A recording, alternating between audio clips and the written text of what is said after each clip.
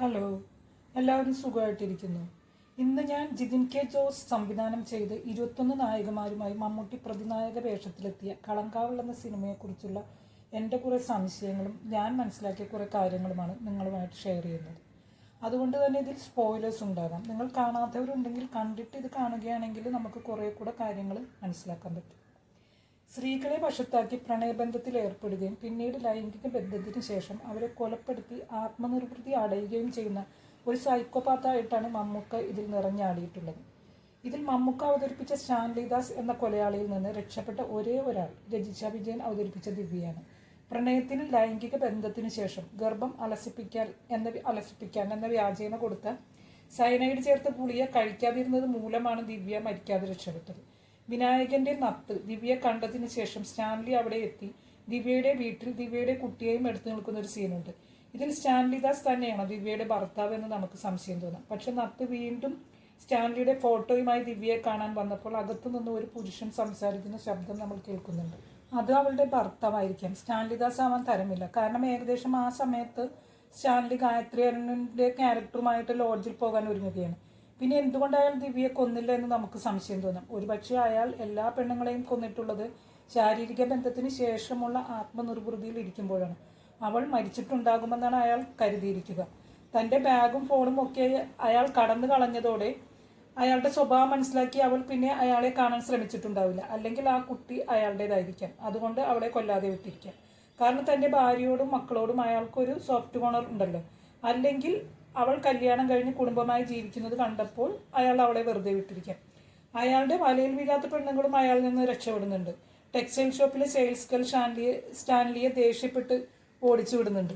അവളുടെ ചിത്രം തൻ്റെ ഡയറിയിൽ പച്ചയായിട്ടാണ് അയാൾ വരച്ചിരിക്കുന്നത്. അതുപോലെ വിനായകന്റെ ചിത്രവും പച്ചയായിട്ട് തന്നെയാണ് വരച്ചിരിക്കുന്നത്. താൻ നിരീക്ഷിച്ചു കൊണ്ടിരിക്കുന്നവരും ഭാവിയിൽ കൊല്ലപ്പെടാൻ ആയിട്ടായിരിക്കാം അവരെ പച്ച നിറത്തിൽ വരച്ചിരിക്കുന്നത്. താൻ ആസ്വദിച്ച് കൊന്നവരുടെ ചിത്രങ്ങൾ ചുവപ്പ് നിറത്തിലും ആകസ്മികമായി കൊല്ലേണ്ടി വന്ന മണി എന്ന പോലീസുകാരന്റെ ചിത്രം അയാൾ കറുപ്പ് നിറത്തിലുമാണ് വരച്ചിരിക്കുന്നത്. അവസാന സീനിലെ ഫൈറ്റിൽ നത്തിന് സ്റ്റാൻലിയുടെ മുമ്പിൽ പിടിച്ചു നിൽക്കാൻ കഴിഞ്ഞിട്ടില്ല. മറ്റേ പോലീസുകാരൻ വന്ന് തലക്കടിച്ചത് കൊണ്ടാണ് നത്ത് രക്ഷപ്പെട്ടത്.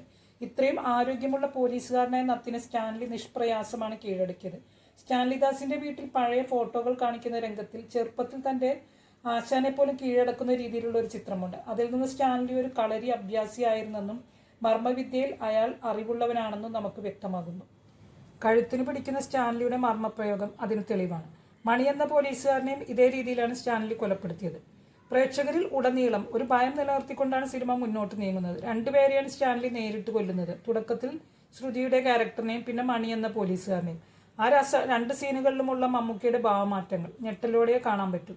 ഗായത്രി അരുൺ അവതരിപ്പിച്ച കഥാപാത്രത്തിനും ഒരു നിഗൂഢത തോന്നുന്നുണ്ട്. കളത്തിൽ ദാരികനെ കൊല്ലാൻ വരുന്ന ദേവിയുടെ ഒരു പരിവേഷം ആ ഒരു ക്യാരക്ടറിന് സിനിമ നൽകിയിട്ടുണ്ടോ? ചില സീനുകൾ കാണുമ്പോൾ അവസാന സീനുകൾ കാണുമ്പോൾ അങ്ങനെ തോന്നുന്നുണ്ട്. രാത്രിയിൽ സ്റ്റാൻലിയോടൊപ്പം ലോഡ്ജിലേക്ക് നടക്കുമ്പോൾ താൻ സമയത്തിന് തന്നെ ഇറങ്ങിയെന്നും വൈകിയത് വരുന്ന വഴിക്ക് അമ്പലത്തിലെ ഉത്സവം മൂലമുള്ള തിരക്കുകൊണ്ടാണെന്നും ഗായത്രിയുടെ ക്യാരക്ടർ പറയുന്നുണ്ട്. ഗായത്രിയുമായി ലോഡ്ജിൽ എത്തിയതിന് ശേഷമാണ് സ്റ്റാൻലിയെ നത്ത് പിടികൂടുന്നത്. അങ്ങനെയുള്ള ആ ഫൈറ്റ് സീനുകളുടെ ഇടയ്ക്ക് ഗായത്രിയുടെ ക്യാരക്ടറിനെ കാണിക്കുന്നുണ്ട്. ഒരുപക്ഷെ അവൾ ദേവിയുടെ പ്രതീകമാകുമോ? അതേപോലെ അവസാന രംഗങ്ങളിൽ നത്ത് കൊണ്ടുവന്ന നാടകീയതയും ആ സമയങ്ങളിലെ സ്റ്റാൻലിയുടെ ഭാവപകർച്ചകളും മനസ്സിന് നടുക്കമുണ്ടാക്കുന്നതാണ്. മമ്മൂക്കയുടെ അഭിനയത്തിന് വേണ്ടിയുള്ള അന്വേഷണങ്ങളുടെ ലിസ്റ്റിൽ ഒരു കഥാപാത്രം കൂടി, സ്റ്റാൻലിദാസ്. വിനായകന്റെ അഭിനയ ജീവിതത്തിലും വ്യത്യസ്തവും അവിസ്മരണീയവുമായ ഒരു കഥാപാത്രമാണ് നത്ത് എന്ന ജയകൃഷ്ണൻ. നായികമാരിൽ ശ്രുതിയുടെ പ്രകടനം ഗംഭീരമായി തോന്നി. അവസാന സീനിൽ നത്ത് ജയകൃഷ്ണനുമായി പോകുമ്പോൾ കാറിന്റെ ഡിക്കിയിൽ അനക്കമുണ്ടാവുന്നുണ്ട്. സ്റ്റാൻലി അവിടെ നിന്നും രക്ഷപ്പെടുമോ? കാരണം എന്ന് വെച്ചാൽ അവസാനം പിന്നെ കാണിക്കുന്നത് കൊച്ചുരുളുകളും ആ തമിഴ് പാട്ടും വാണ്ടഡ് എന്നുള്ള സ്റ്റാൻലിയുടെ ചിത്രവുമാണ്. അപ്പോൾ വീണ്ടും സ്റ്റാൻലി അവിടെ നിന്ന് രക്ഷപ്പെട്ട് വീണ്ടും തൻ്റെ പഴയകാല പ്രവർത്തനങ്ങൾ വീണ്ടും തുടരുമോ? ഇതൊക്കെ നമുക്കുണ്ടാവുന്ന ചോദ്യങ്ങളാണ്. എന്താണ് നിങ്ങളുടെ അഭിപ്രായം? കമൻറ്റ് ചെയ്യുമ്പോൾ.